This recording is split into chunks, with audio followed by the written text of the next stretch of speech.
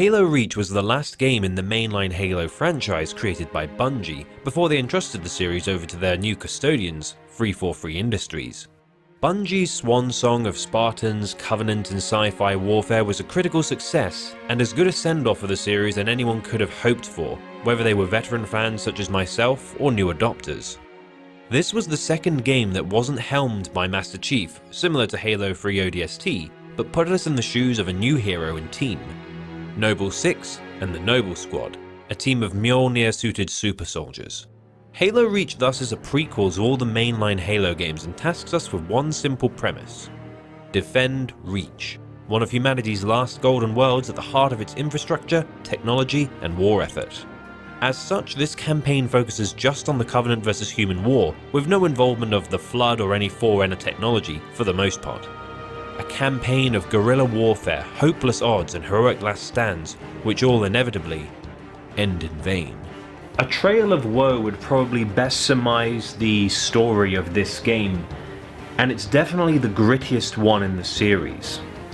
What I really like about the way you play is that you're classed as a Spartan 3. To give people not familiar with Halo parlance an idea, Spartan 2s such as Master Chief were abducted as children and engineered and trained for war.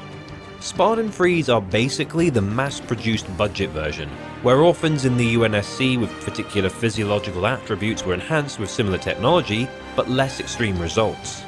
As such, playing as Noble Six, we don't jump as high, hit as hard, or take as much punishment as Master Chief, and Noble Six is unable to dual-wield weapons either. However, Noble Six is very much the platform for the player to insert themselves into the Halo universe. When I play Halo 1 to 3, I play as Master Chief, whereas in Reach, I'm the main character. The ability to customize your armor is one of the coolest additions to the formula, as you can adorn your personal Spartan with various cosmetic plates, satchels, helmet variations, and even logos and color schemes. As such, you are inserted into Noble Team as the new guy, replacing one of their dead comrades.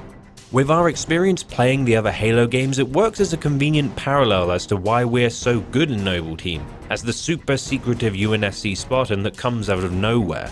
However, because Noble Team as a unit is comparatively only as good as a single Spartan 2, such as Master Chief, it works quite well. Starting the campaign, we're in a full complement of the team, with Jeorge as the only Spartan 2 imposingly helping add much needed firepower to the early engagements. Each and every one of these Spartans is a specialist.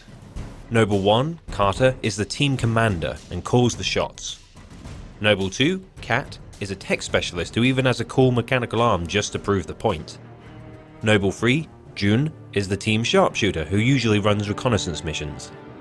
Noble 4, Emile, is the close quarters specialist who rarely switches weapons from his trusty shotgun and is always seen sharpening his kukri knife, possibly which he used to carve the skull on his visor. Noble 5, Jeorge, is the heavy weapons and explosive specialist, and seeing as he's a Spartan 2, always carries around a massive heavy machine gun. And lastly, you, Noble 6, are an experienced pilot and known by the UNSC brass as one of only 2 Spartans designated as hyper-lethal, gaining a reputation less as a soldier and more an assassin. Noble Six is definitely very capable in this campaign, as when various weapons from past Halo games appear, Noble Six has little trouble using them. Although guns now have 2 reticules which grow depending on how quickly you fire, which means you have to pace your shots more carefully than the Chief. Some new weapons such as the DMR appear, which is my personal favourite, but there are also guns such as the Covenant Blaster, the Needle Rifle, Concussion Rifle, Target Locator, Grenade Launcher, Plasma Launcher, and Focus Rifle. New vehicles such as the Revenant, Rocket Warthog, Hornet and even Farmer's Truck add some variety. Plus the Jackal enemies get a cosmetic change as well as wrist shields to liven up combat, and for once we fight all the Covenant as an organised unit. UNSC and militia soldiers now form up as little squads and follow you around.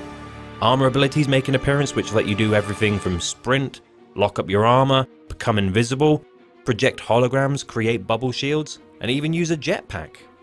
Unlike Halo 2 and 3 where the Covenant forces are fighting one another, and Halo 1, by virtue of being the first game, lacked some of the later species, Halo Reach brings every single enemy type in the Covenant forces to bear. Your brutes, elites, drones, grunts, jackals, everyone, and they're all working in tandem as a complete, concise unit, and it works really well.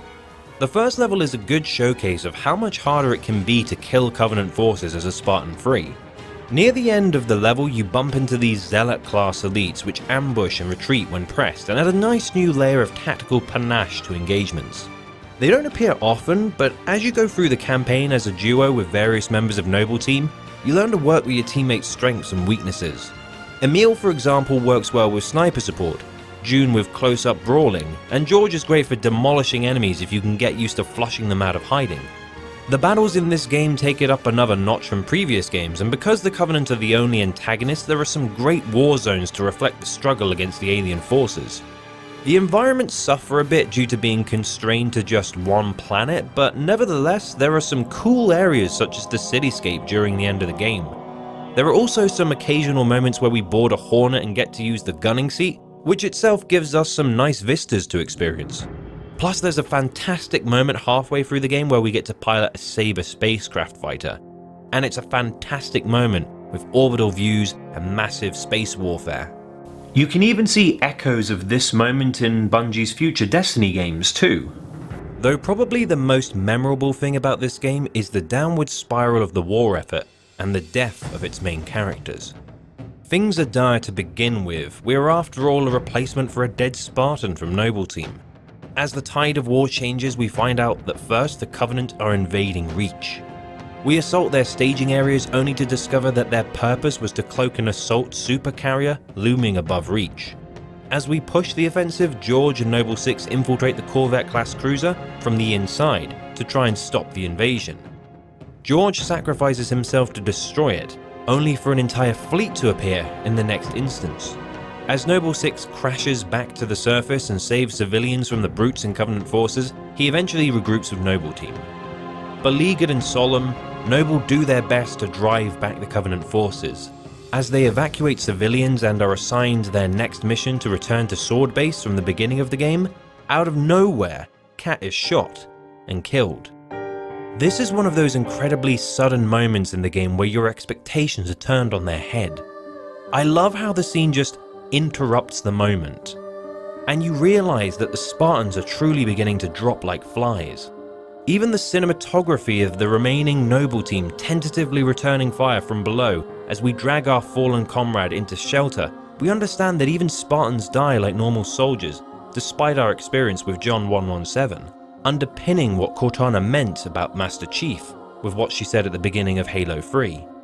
Upon searching Sword Base, we find a secret underground facility concealing a large Forerunner structure. Inside, Dr. Catherine Halsey, the architect of the Spartan 2 program, demands that we fend off the Covenant forces. After a large battle, Halsey shows us the reason for us being there: Cortana. It seems Halsey imprinted her genius into the AI and entrusted it with the Forerunner information, which is key to winning the war effort. Halsey then tasks us with transporting the AI to a ship docked on Reach, the Pillar of Autumn. We are chosen by Cortana to escort her to the ship's commander, Captain Keyes. June is tasked with protecting Dr. Halsey and is never seen again, whilst Emile, Carter and Six fly to the dry dock. Unfortunately, on the way they are ambushed by Banshee aircraft and Carter is injured. As Emile and Six jump out of the Pelican and are soon confronted by a Scarab tank, Carter sacrifices himself to destroy the behemoth. Finally, as we contact Captain Keyes and arrange for a pickup, Emile and Noble Six must clear the landing zone and skies of Covenant forces. Emile takes the Mac gun and decimates their aircraft, while Six confronts the infantry. As Keyes lands his Pelican, Noble Six hands him Cortana, and before they can escape, elite Zealot forces attack Emile and incapacitate the Mac gun. As Captain Keyes tries to get Noble Six to board the Pelican, Six instead stays behind to clear the skies for the Autumn's escape. Alone, we face the Zealots. Full circle, we take them on alone, their first appearance when Noble Team was whole. We find Emile's corpse, then enter the Mac gun, destroying the aircraft and cruiser, threatening the Pillar of Autumn's escape. As the Pillar of Autumn disembarks, the future of the UNSC, Cortana, John, it's all set in motion. Our mission is complete, but now we're alone. And this is one of those moments in gaming that really defines a series. As we watch the Covenant forces circle the landscape, we have no one left to turn to. One objective appears on our heads-up display: survive. As we look around, we see dead soldiers and even dead Spartans. As we confront the first waves of Covenant forces, our visor begins to chip away, the glass cracking with the stress. Until eventually, we're overrun by elites, and in our final desperate struggle, we're killed. Halo Reach is an incredible send-off to the series. So many emotions, characters, and memorable moments stand out from this one title. It's very focused on its themes, and more than most other games, directly grabs the player by the collar and drags them into its world. At the end of the game, there's even a scene which repeats the introduction of Halo Combat Evolved. As the Autumn propels itself towards the Halo ring, a message from Bungie appears. It goes on to express the team's gratitude to the Halo fans for supporting and playing their games. It's a touching moment which to many Halo veterans is the last moment of glory for the Halo franchise. I love Reach, and for many I would assume it's their favourite game in the series. And now that Halo Month is complete, it's the perfect game to send off the journey. A game made for players to become the Spartan fighting the good fight for humanity, even to the bitter end. We ourselves become a part of the Halo universe. We, noble few.